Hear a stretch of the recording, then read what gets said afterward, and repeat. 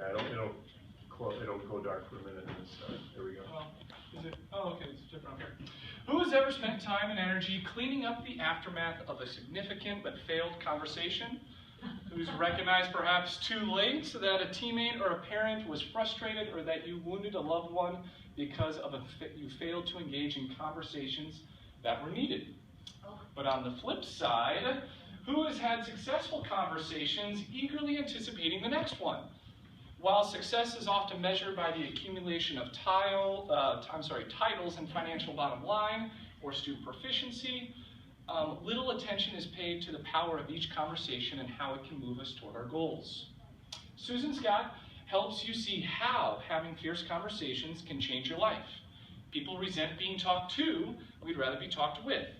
The parents of our students are no different. While no one conversation is guaranteed to change the trajectory of a career, a life, or a relationship, any single conversation can. So put your right arm out and point your finger right now, and visualize it as someone who is the bane of your existence right now. That's called the accountability shuffle. Blame is not the answer. It is very likely that you arrived at this destination one failed conversation at a time. So now take your finger and touch your nose. This is where the resolution begins. If you want to make progress towards a better you and towards better relationships, you must identify the conversations out there with your name on them and then resolve to have them with all the courage and grace that they require.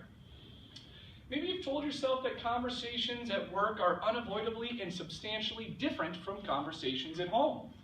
That's just the way it is, right? It simply is not true.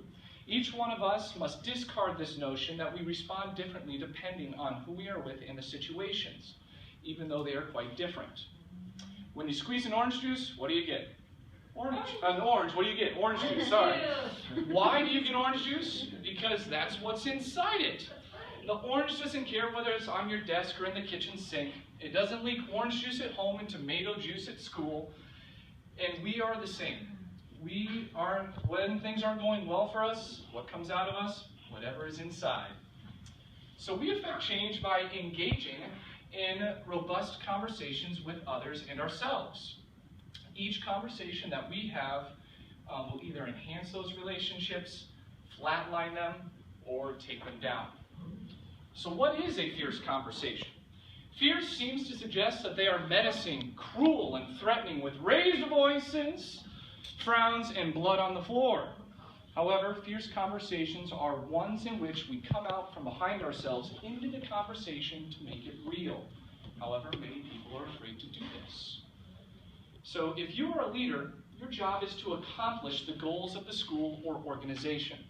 How are you going to do that? A large part will be making each conversation you have as real as possible, which can be scary. But the real risk is that you're going to be known, that you might actually be seen, and that you're going to be changed. Fierce conversations have 4 objectives: interrogate reality, provoke learning, tackle tough situations, and enrich relationships. There's also 7 principles that guide you in transforming your relationships one conversation at a time. Principle number 1, master the courage to interrogate reality. There are 3 stages of interrogating reality. First, you must identify the issue on the table, and then, if you have a solution, make a proposal. Once you have made your proposal, check for understanding and invite questions and constructive feedback. Then check for agreement amongst everyone.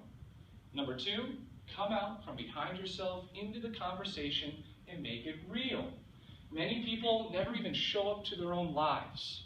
You must purposely come out from behind yourself in the conversation and make it real. You must show up. Authenticity is not something you have. It is something that you choose. Number 3, be prepared to be nowhere else. When having a fierce conversation, your mind can't be anywhere else. Only when you genuinely see and truly listen to people that you are talking with will you be able to be a positive agent of change. Number 4 is tackle your toughest challenge today. You might be thinking, why should I put myself through this?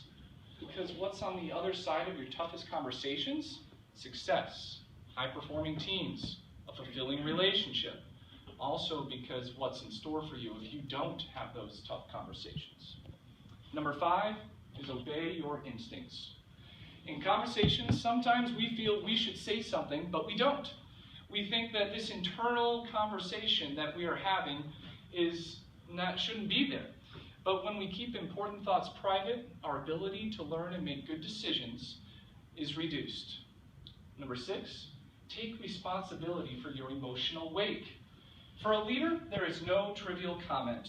Something you might not even remember saying may have had a devastating impact on someone who is looking to you for guidance. Everything you say leaves an emotional wake, positive or negative. Number 7, let silence do the heavy lifting.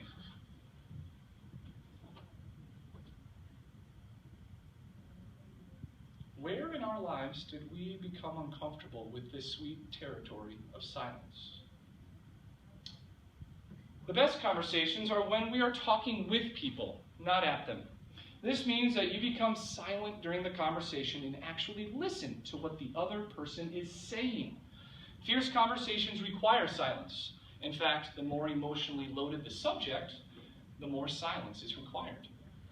Our lives succeed or fail gradually, then suddenly, one conversation at a time. While no single conversation is guaranteed to change the trajectory of a career, a relationship, or a life, any single conversation can. The conversation is the relationship. This book will help you gain insight and skills to make every conversation count. Are you ready?